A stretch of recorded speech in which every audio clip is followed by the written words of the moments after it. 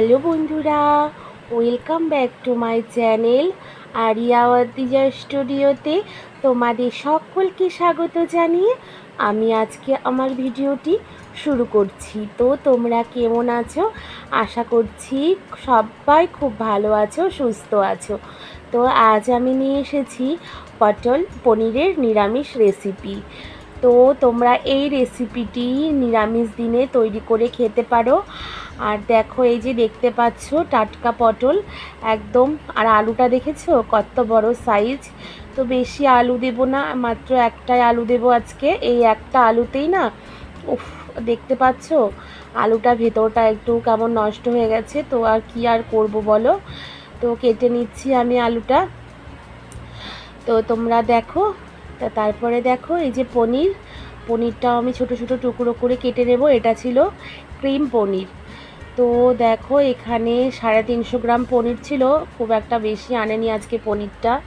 তো আমি ছোটো ছোটো টুকরো করে পনিরটাকে কেটে নিয়ে আমি রেসিপিটি শুরু করব। আর আলু আর পটলটা ওইদিকে কেটে নিয়েছিলাম আগে। তো এই ঠান্ডা তো একদম চলেই গেল বলতে, গরম, প্রচণ্ড গরম আর কি বলবো, গরমে একদম অস্থির হয়ে যাচ্ছি। তো গরমের দিনে এরকম নিরামিষ রেসিপি যদি তোমরা খেতে পারো তাহলে শরীরের কোনো ক্ষতি হয় না। আর এই পনির তো সবার কাছে খুবই প্রিয়। তো আমার বাচ্চারা খুব খেতে ভালোবাসে পনির, তার জন্যে এই রেসিপিটি আজকে করা। তো দেখো আমি কিভাবে রেসিপিটি করি। এই প্রথমে সর্ষের তেল দিয়ে দিলাম। আজকে পুরো রেসিপিটা আমি একটু সর্ষের তেলেই করব। পনির কিন্তু সাদা তেলেও করা যায়, সাদা তেলে করলেও ভালো হয়, কিন্তু আজকে আমি সর্ষের তেলেই করব। আমি প্রথমে একটু লবণ দিয়ে পনিরগুলোকে ছেড়ে দিচ্ছি। তো পনিরগুলোকে আমি ভালো করে ভেজে নেব।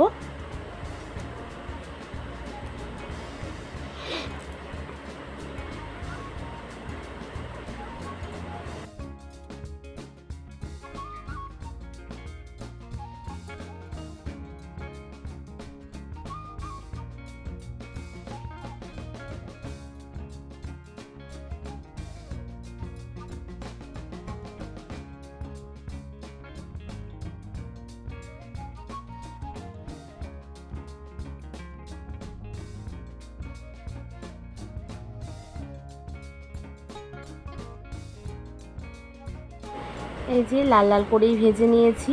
আমি কিন্তু পনির খুব একটা ভাজি না, তো আজকে কি মনে হলো একটু ভেজেই নিলাম।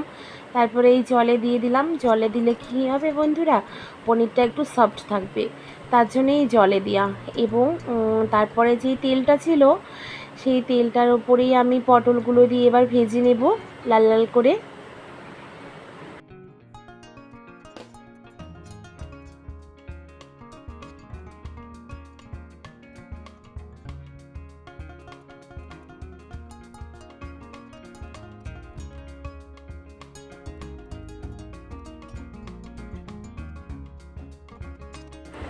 তো দেখো আমি কী মশলা নিয়েছি এখানে, আদা, জিরে, আর নিয়েছি গোটা এলাচ, আর নিয়েছি হচ্ছে এলাচ নয়, এটা হচ্ছে দারুচিনি, আর নিয়েছি 3টে শুকনো লঙ্কা।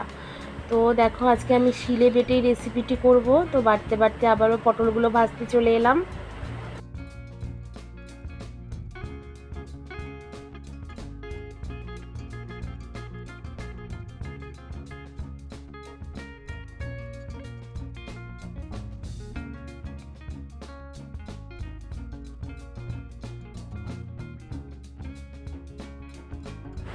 পটলগুলো একটু লাল লাল করে যদি ভাজা না হয় না, আমাদের বাড়িতে কেউ খেতে পছন্দ করে না। তাই আমি পটলগুলো একদমই লাল লাল করে ভাজবো।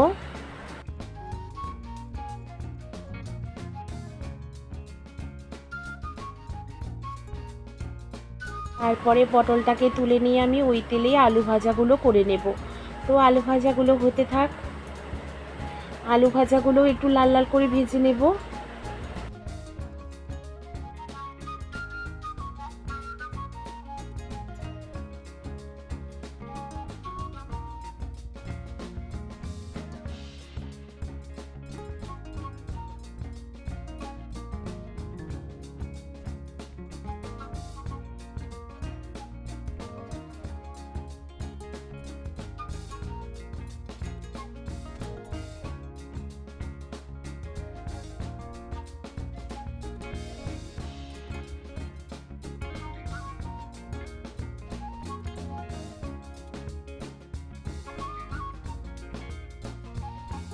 তারপর ওই তেলে আমি এবার ফোড়নটা দিয়ে দেব।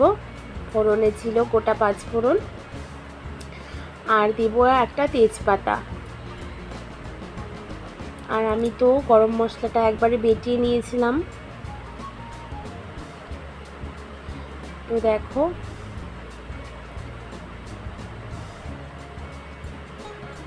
এবার বেটে রাখা মশলাটাও আমি দিয়ে দেব। আর এর মধ্যে কিন্তু আমি একটা টমেটোও পেস্ট করে রেখেছি। আর এই যে গুঁড়ো মশলাগুলো, এখানে গুঁড়ো মশলা বলতে ধনে গুঁড়ো আর কাশ্মীরি রেড চিলি পাউডার। তো সমস্ত মশলাগুলো আমি এবার কষে নেব। আর দিয়ে দিলাম একটু হলুদ, দিয়ে লবণ দিয়ে ভালো করে কষে নেব।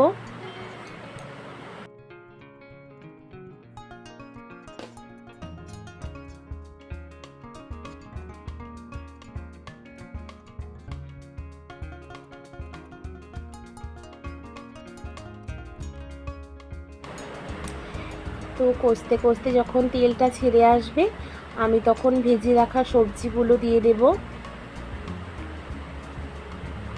দেখো তেল ভেসে এসেছে ওপর থেকে। এবার এই দেখো আমি আলু, পনির আর পটল সব একসঙ্গে রেডি করে রেখেছি। দেখতে পাচ্ছ তেলটা ওপর দিয়ে একদম ভেসে এসেছে। এবার আমি ভেজে রাখা সবজিগুলো অ্যাড করে দেব।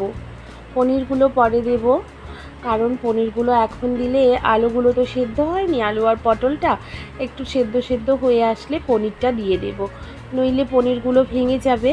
তো আমি আবারও ভালো করে কষিয়ে নিচ্ছি।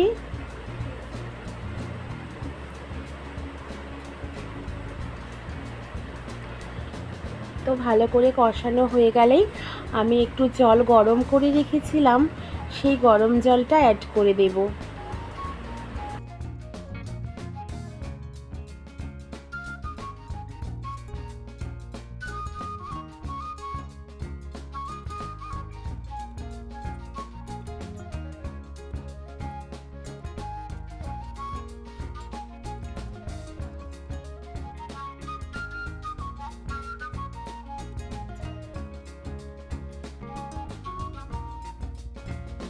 তো এই যে গরম জলটা অ্যাড করে দিলাম।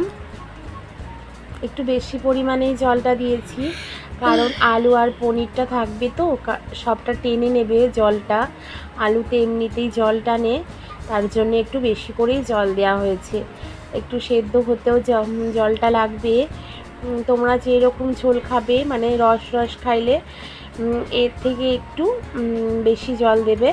আর আমি এখানে আজকে শুকনো শুকনো করব, তাই এই পরিমাপ জলটাই দিয়েছি। তো দেখো এই যে 15 মিনিট পর আবার এলাম, আলুগুলো সেদ্ধ হয়ে এসেছে আর ঝোলটাও অনেক টেনে নিয়েছে। এই ঝোলটাও থাকবে না যখন পুরোটা পরিমাণ টেনে নেবে। তো তারপরে দেখো আমি যে ভেজে রেখেছিলাম পনিরগুলো, সেই পনিরগুলো দিয়ে দিলাম।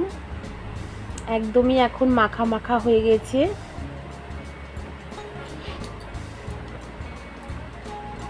তারপরে আমি আবারও একটু নেড়ে দিচ্ছি, পনিরটা দিয়ে সামান্য নাড়াচাড়া করে নামিয়ে নেব।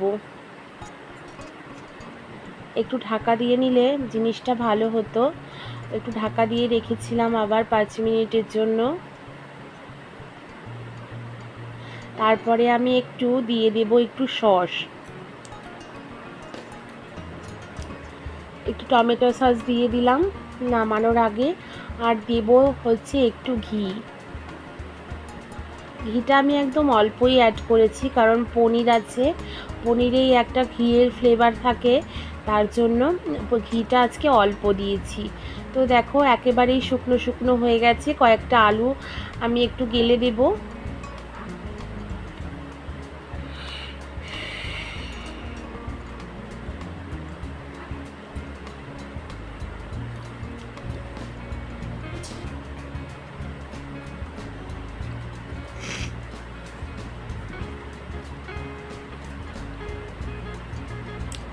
তো একটু মাখামাখাই করেছি তরকারিটা। আর নর্মালভাবেই বানিয়েছি ঘরের সাধারণ উপকরণ দিয়ে। এই গরমের মধ্যে একটু হালকা পাতলা খাবার খাওয়াই ভালো। তো বন্ধুরা, আমার এই ভিডিওটি তোমাদের কেমন লাগলো বলো, একটু লাইক কমেন্ট শেয়ার আর সাবস্ক্রাইব করতে ভুলো না। আর নতুন বন্ধুরা অবশ্যই পাশে থাকা বেল আইকনটি প্রেস করে দেবে, আর আমার ভিডিওর পাশে থাকবে সব সময়। আমিও তোমাদের পাশে থাকবো। আর আমাকে একটু ভালোবাসা দেবে, আর আমার ভালোবাসা তোমাদের জন্য সব সময়ের জন্য আছে। তো দেখো এই রেসিপিটি কেমন লাগলো বলো। তো আর বেশি বড় করব না, অনেক অনেক ভালোবাসা তোমাদের জন্য রইলো। Thanks for watching my video. তো ওকে, টাটা, ভালো থেকো, love you all my friend.